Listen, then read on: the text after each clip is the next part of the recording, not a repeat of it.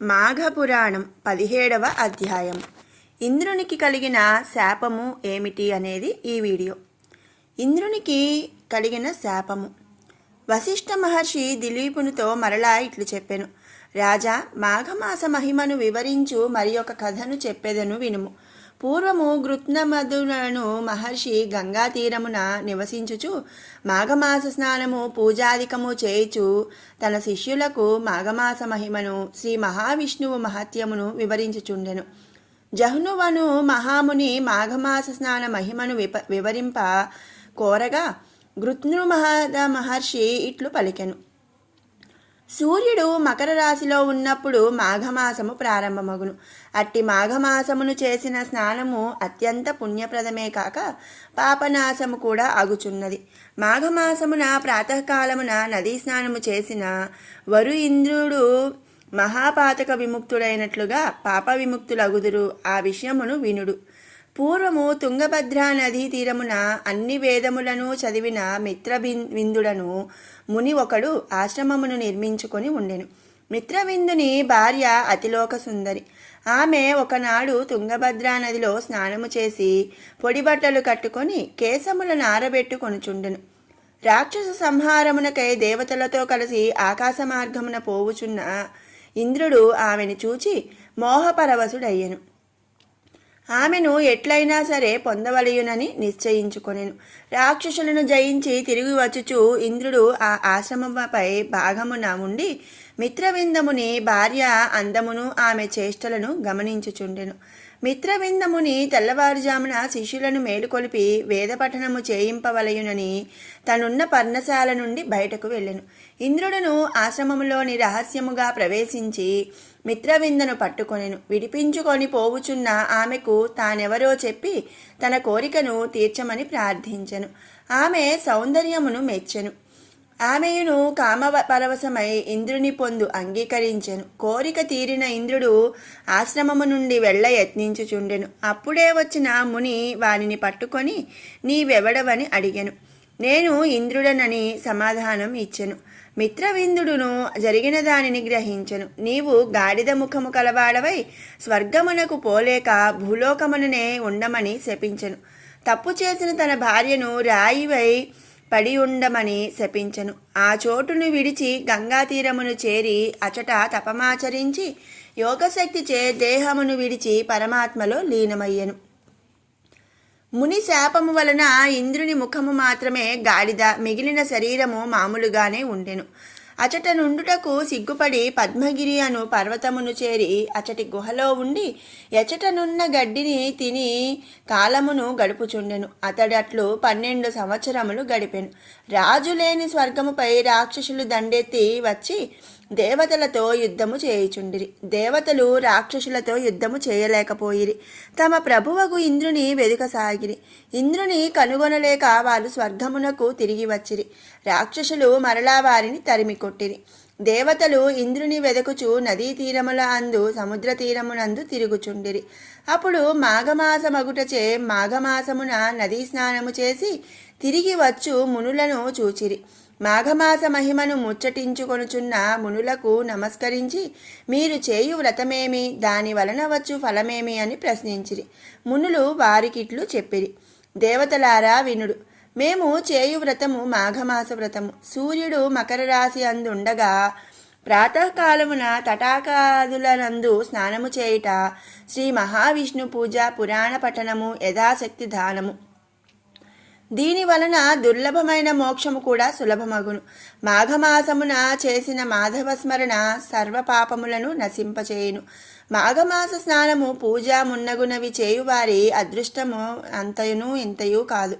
మాఘశుద్ధ చతుర్దశి యందు గోదానము, వృషోత్పర్జనము, తిలదానము, ఆవుపదానము, పాయసదానము, వస్త్రకంబళముల దానము విష్ణులోక ప్రాప్తిని కలిగించును.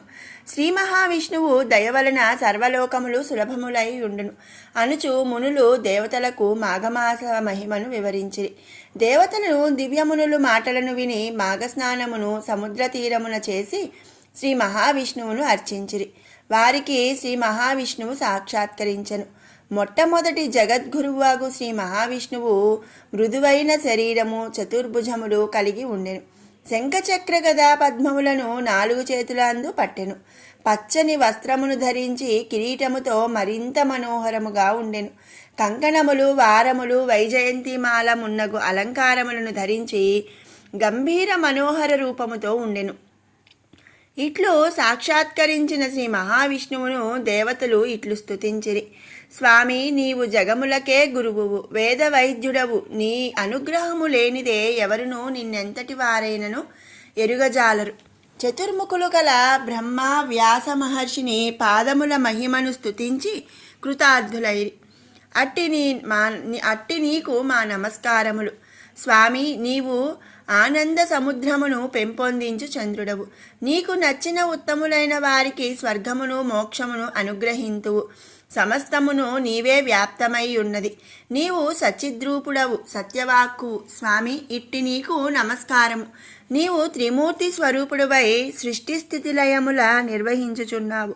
సర్వ సృష్టి నశించి జలమయమైనప్పుడు మర్రి ఆకుపై పరుకొండి చిదానంద స్వరూపుడవై ఉందువు. పరమాత్మ స్వరూపుడవైన నిన్ను నీవు తప్ప మరెవరునూ ఎరుగజాలరు.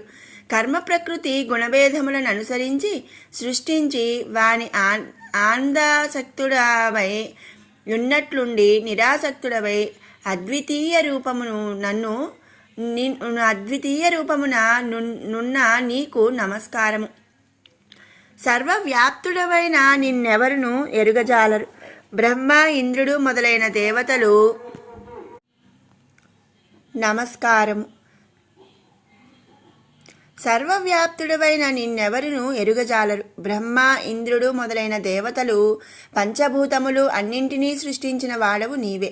ధ్రువుడు, నారదుడు, ప్రహ్లాదుడు, ఊర్ధవుడు మొదలగు ఉత్తమ పురుషులు మాత్రమే నన్నెరిగి సేవింపగలరు. నీవు జగములకు గురువువు. జగములను నీవే మాట, మనస్సు మున్నగు వానికి అందని నీ రూపమును నిన్ను స్తుతించుట తప్పయే మీవు చేయజాలని వారం.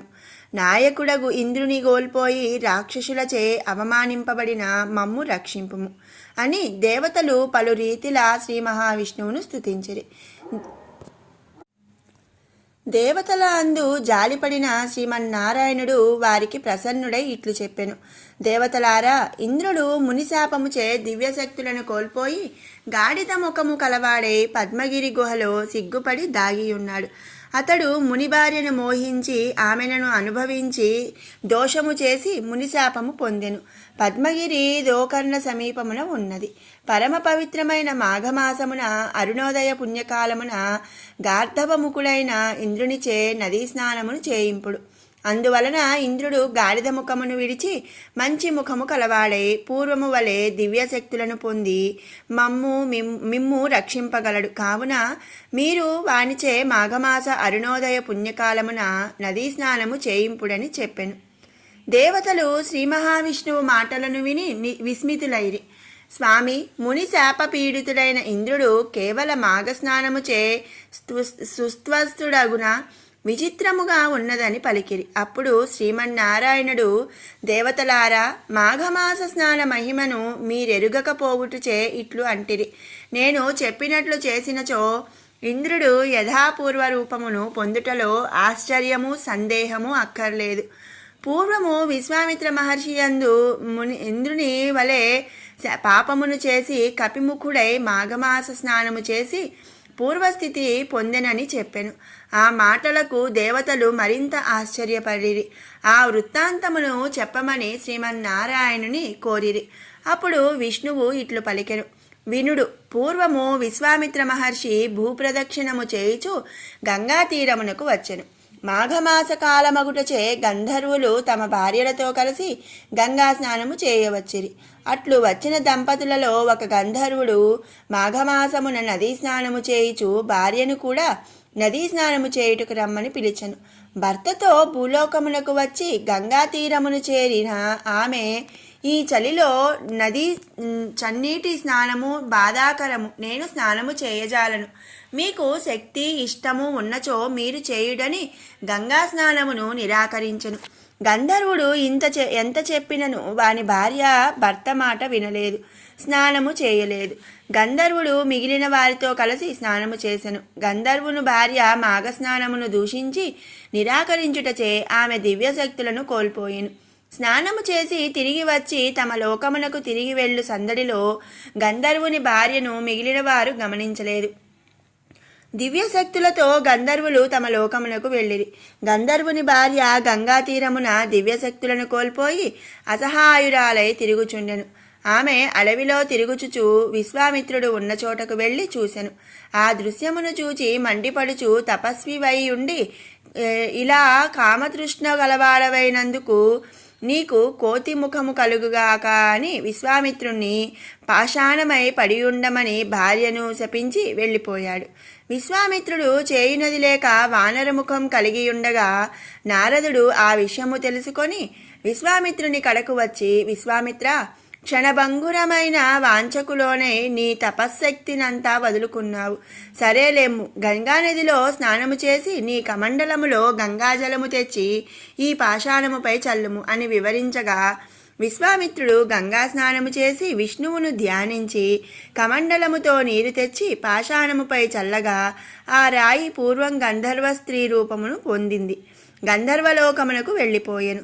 పూర్వరూపము పొందిన విశ్వామిత్రుడు తపస్సునకు వెళ్ళిపోయెను. దేవతలారా, మాఘస్నానము మహిమ మాటలకు అందదు, చాలా గొప్పది. కావున మీరు గాడిద ముఖము కలిగి సిగ్గుపడి పద్మగిరిలో ఉన్న ఇంద్రునిచే మాఘస్నానమును చేయింపుడు. అప్పుడు అతనికి శాప విముక్తి అగునని శ్రీమన్నారాయణుడు దేవతలకు ఇంద్రుని శాప విముక్తికి ఉపాయమును సూచించెను. ఓం శ్రీకృష్ణార్పణమస్తు. జై శ్రీమన్నారాయణ. మాఘపురాణం 17వ అధ్యాయం.